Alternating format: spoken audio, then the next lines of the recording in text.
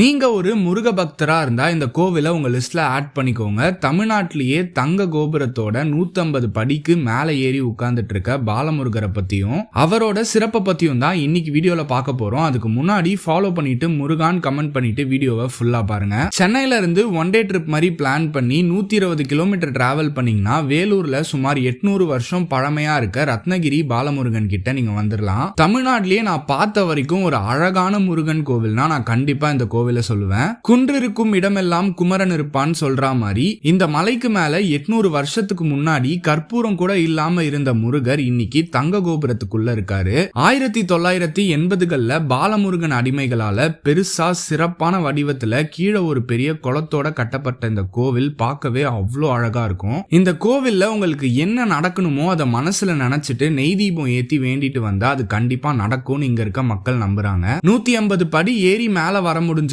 படி ஏறி வரலாம், இல்லனா நேரா மலைக்கு மேல போயிட்டும் சாமி பார்த்துட்டு வரலாம். சோ நீங்க இந்த கோவிலுக்கு வந்திருக்கீங்களா, இவரை பார்த்திருக்கீங்களான்றத கமெண்ட்ல சொல்லுங்க.